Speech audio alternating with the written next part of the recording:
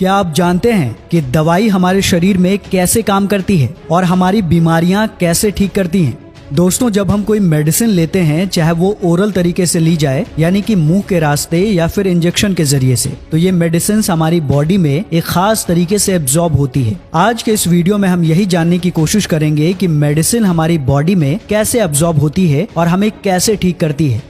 Medication absorption असल में drug लेने के बाद से ब्लड में शामिल होने तक के सफर को कहा जाता है। जो ड्रग हम मुंह के जरिए लेते हैं वो या तो स्टमक की लाइनिंग में मौजूद एपिथेलियल सेल से एब्जॉर्ब होना शुरू होती है या फिर स्मॉल इंटेस्टाइन में पहुंचने के बाद ज्यादातर ओरल ड्रग्स स्मॉल इंटेस्टाइन से ही एब्जॉर्ब होती हैं। स्मॉल इंटेस्टाइन से एब्जॉर्ब होते हुए oral drug portal venous system के थ्रू सबसे पहले लिवर में पहुंचती है। हमारे लिवर का एक फंक्शन ये भी होता है कि ये हार्मफुल ड्रग्स और केमिकल्स को डिटॉक्सिफाई करके बॉडी से रिमूव करता है। यही काम लिवर ओरल ड्रग के साथ भी करता है, यानी हमारा लिवर एब्जॉर्ब हुई ड्रग को इनएक्टिव करके बाइल में रिमूव होने के लिए स्टोर कर देता है।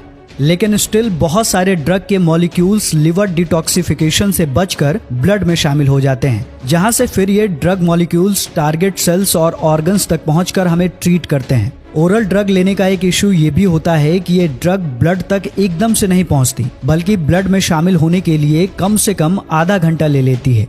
अगर ड्रग को इंजेक्शन के जरिए डायरेक्टली वेन्स में इंसाइड कर दिया जाए तो इस तरह ड्रग गैस्ट्रोइंटेस्टाइनल ट्रैक में जाने के बजाय डायरेक्टली ब्लड में शामिल हो जाती है, जिससे ये ड्रग जाया भी नहीं होती और असर भी जल्दी करती है। इसके अलावा बांस ड्रग्स इंजेक्शन के जरिए मसल्स में इंजेक्ट की जाती है। इस किस्म के इंजेक्शन को इंस्ट्रामस्कुलर या सबक्यूटेनियस इंजेक्शन कहा जाता है। इस तरीके से दी गई ड्रग्स मसल सेल्स में मौजूद कैपिलरीज के स्मॉल कैप से ब्लड में एंटर हो जाती है और फिर ट्रैवल करते हुए टारगेटेड ऑर्गन्स तक पहुंच जाती है। हर डिजीज और कंडीशंस के हिसाब से ड्रग्स को एडमिनिस्टर करने का अपना तरीका होता है, यानी बांस ड्रग्स ऐसी होती है जो हमारे स्टमक को नुकसान दे सकती है, इसलिए उन ड्रग्स के ऊपर टेरा कोटिंग की जाती है, जिससे ये ड्रग्स स्टमक में डिसॉल्व नहीं हो पाती और स्मॉल इंटेस्टाइन में जाकर डिसॉल्व होना शुरू होती है।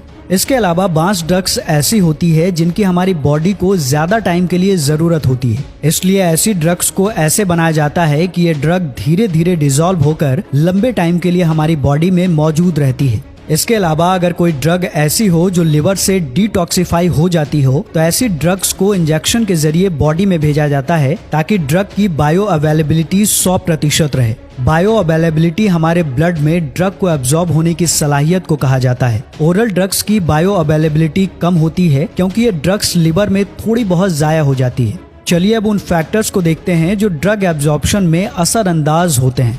नंबर 1, रेट ऑफ डिसोल्यूशन, यानी कि जो ड्रग बॉडी में जाने के बाद जितनी जल्दी डिसॉल्व होगी वो उतनी जल्दी ब्लड में एब्जॉर्ब होगी। इसलिए ऐसी ओरल ड्रग्स जिनको बॉडी के ब्लड स्ट्रीम में जल्दी पहुंचाना होता है, उन्हें ऐसे बनाया जाता है कि वो जल्दी से जल्दी बॉडी में डिसॉल्व हो जाए।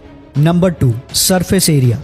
जैसा कि स्टमक लाइनिंग सेल्स का सरफेस एरिया इंटेस्टाइन लाइनिंग के सेल्स की मात्रा में कम होता है, इसीलिए स्टमक में ड्रग की ऑब्जर्वेशन स्मॉल इंटेस्टाइन के मुकाबले में कम होती है। यानी सरफेस एरिया जितना ज्यादा होगा उतनी ज्यादा और जल्दी ड्रग की अब्जॉर्प्शन होगी। Number 3, blood flow.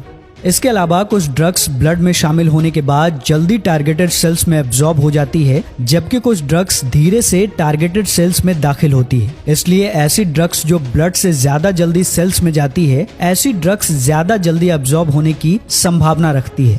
Number 4, lipid solubility.